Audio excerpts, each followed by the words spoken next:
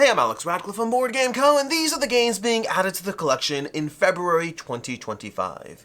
We have a somewhat short video to go over. These videos, honestly, this is probably one of the shortest video series I have on the channel. They're generally around 7 to 10 minutes. There's just only so much to go through, but we do have a bunch of videos, a bunch of games being added to the collection this month. Honestly, I had a great month of games that I played in January. I know that I said in February, but that's because this is always based off of the month prior. These are the games I played in January that are being added to my collection in February of 2025. And again, it is a very solid list, although it does not bode well for my collection growth this year so far. So let's just go through it over here. We'll go through it fairly quickly. We have Everdell Silverfrost over here. This is an easy addition. I think Everdell Silverfrost is a great iteration of the Everdell system. I don't think anyone needs 3 versions of Everdell, but I like Everdell enough that I certainly don't mind having 3 versions of Everdell. I've played this game 5 times already, which is generally for a prototype, that's a decent amount of plays, and I've played it several times. I've already played it twice after covering it already, so this is an easy game to table and play, at least for someone who likes Everdell, which I definitely fall into that category. Then we also have the Fellowship of the Ring, the trick-taking game. Again, a game I've played 8 or 9 times or something like that. I've played it a bunch already. It's a 5 to 10 minutes per session, per game you're playing. It's a trick-taking game in the vein of The Crew, but with the Lord of the Rings theme. We'll have a review at some point. I want to finish playing through it first. I think my initial hype for it has gone down a little bit, but it still is pretty high. I still thoroughly enjoy it, with some caveats that have come in after multiple plays, which we'll get to in a review, but it's still an easy addition to the collection. I do not think it replaces The Crew. It is a nice subsidy to have The Crew and the Fellowship of the Ring, the trick-taking game, having both in my collection. There's also Twinkle Twinkle. Now, Twinkle Twinkle is an interesting one. I debated whether I put this on the kids side, but honestly, I just enjoy Twinkle Twinkle. Again, this is a good example of a game that I've already played it several times, even after finishing my review, and that's usually a good sign for any prototype. This happened with River Valley Glassworks after covering their campaign last year. I just think Allplay has very accessible games. They don't often have the depth that makes them long-term, meaning Allplay games I do find have a good amount of turnover. I enjoy many of them, I keep some of them, and then not all of them stick around, although some have lasted longer than others.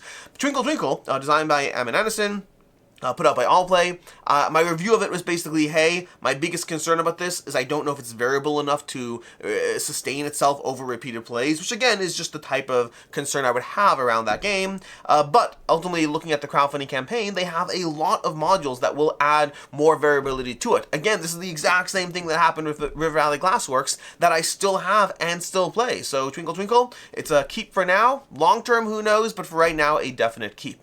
There's Daybreak over here. I'll have review coverage for you on this at some point soon, but I've been loving playing through Daybreak, and it was one that I was totally not interested in at all. The visual, whatever, the presentation of the game just does nothing for me. The theme, don't necessarily care for. I find when games are like, hey, here's a game that's focusing on being environmentally conscious as the theme, I find that very often there's a trade-off between a good game and the message it's sending. In this case, there's no trade-off. This is kind of like IP games. Sometimes the IP makes it so that the game itself is relying on the IP and it's not about the game mechanics. And sometimes you have a game like the Fellowship of the Ring trick-taking game that delivers on both. And Daybreak delivers on both. There's a great message of sustainability, but it's just a great game as well. So an easy addition. I haven't been this invested in a cooperative new game system since playing The Loop. I'm loving this. I don't know. Long term we'll see, but right now, very much loving it. There's Minos. Minos from Board and Dice. Having a ton of fun with Minos. I'm really enjoying it, and I do think I'm the outlier. Looking at the average Board Game Geek reviews, it's mid-7s, and to me it's the type of game I would expect to see at an 8 or higher. I love Minos. I don't know what it is about me and my playstyle, and honestly, not just me, my group. My group has generally so far been loving Minos, yeah, I want to play it more. I think it's excellent. I've already reviewed it on the channel, and I just think it's a great game. It is not going anywhere anytime soon, and it's so easy to teach too, relative to games again, I love Sankori and I love Minos. I think Sankori is the better game, but Sankori is I have to be mentally prepared to teach that game. Minos is an easy one. You sit down and you teach the game. Well, for me, I know the game. I don't know what it is. The last time I taught the game, I taught it in 12 minutes, which was just it's great. It makes it easy to teach and table. There's, on the much smaller side of things, there's Casinopolis. Casinopolis is the newest game system from the from the Sprawlopolis people, from Buttonshy, from Sprawlopolis, Naturopolis, Agropolis. These, technically, I don't know if I even bother counting these as another game. They're so small that, I mean, don't get me wrong, it's not the size alone, because I would count a new Buttonshy game as a new game to my collection, and for the sake of this video, I'm still counting it, but honestly, long term, it's not I kind of count it as another iteration, which I do sometimes. Either way, Casinopolis, I enjoy it. I think it's my second favorite in the Sprawlopolis line of games after Sprawlopolis itself, and really enjoy it, and looking forward to having it to, well, long term when it's in the prototype phase right now, but eventually getting it when it's final. Then we have Frostpunk. Frostpunk is still an asterisk on this one because I only have half a play under my belt, but I got to play Frostpunk for the first time, and I thoroughly enjoyed what I got to see of the experience. I need to play it more, and I don't know, this is the kind of game where if I'm looking at playing like the Loop, Frostpunk, or Daybreak, will I ever pick Frostpunk because it's such a bigger investment to get into? But I did very much enjoy it, and so I am in the camp of kind of wanting to play it more and see where it lies for me. My instinct is this is going to go one of two ways, which I guess is not much of an instinct, that's kind of just like giving me the most obvious options. The obvious options for me are either I think it's really, really good, but I recognize that it won't get table time and I move on from it. Or I think it's amazing and justifies the investment. Similar to the way I mentioned Sankori is a bit of a bear to actually teach and table, but I still have it because it's worth it. Frostpunk might fall into that category. We shall see. I need more time with it, but for right now, very, very interested in it. Then there's Captain Flip. I don't actually have this one yet, but I will be buying it. It's just out of stock. I just placed a Game Nerds order for a bunch of games, and Captain Flip was out of stock.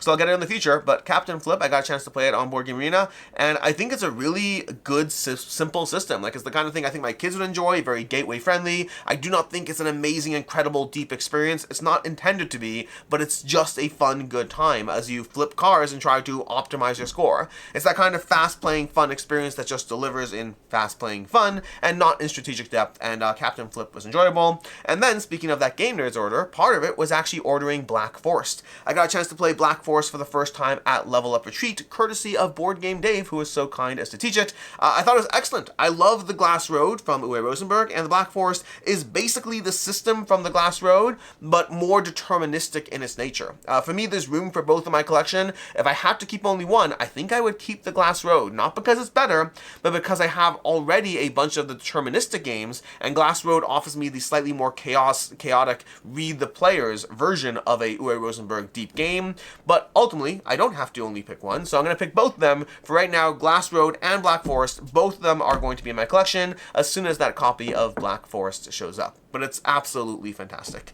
And so those are the 9 games being added to my collection from the games that I played in February. No asterisk, no kids collections, no uncertainty. These are just the ones that got added. There was a kind of asterisk. I'll tell you the kind of asterisk. The asterisk that is technically there is Orleans. Orleans I played for the first time in long enough that it's been so long. I've had Orleans for a while, but I haven't played it in like who knows how long, and it's been in my collection for the past like 7 years, waiting for me to play and decide if I want to keep it, and I played it again, and I definitely want to keep it. But that's an asterisk. It was already here. It was already in my collection and all that. Either way, these are the 9 games, which means if you watched last month's video of the games being added to the collection, I already added 7 games to the collection in January, 9 in February. That is already 16 for the year. If you have been following this series, you know that I'm trying to keep those numbers in check. There should be a degree of some in, some out, and that is not happening right now. So, time will tell how it plays out. Oh, and then nothing left. Nothing left in the games leaving the collection last month, because I did that end-of-year purge, and so it's getting harder and harder to get rid of games. Actually, I just saw what I'm getting rid of.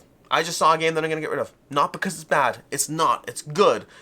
But hard decisions have to be made. Either way, we'll come back to that in the games leaving the collection in March, if you want to check that video out next month, and we'll see how many I was able to actually finally get rid of to kind of keep these numbers in check. Again, I ended the year with I can't remember what I ended the year. I ended the year with room for more games. My collection size shrunk by like 15, 20 games this year, which means technically I can add 20 games. By the end of this year, I can add 20 games, and I'll have kept the par across 2 years, but we will see. My goal is not to have a shrinking collection, it's just not to have a growing collection either. Some in, some out. There are great games, and it's always about picking the ones that I believe are the most likely to get tabled, the best of the best, and the ones that I'm currently enjoying the most. Sometimes games just, you play them for enough time, and you're ready to move on from them. That happens. Even with great games, that can happen. There's nothing wrong with it.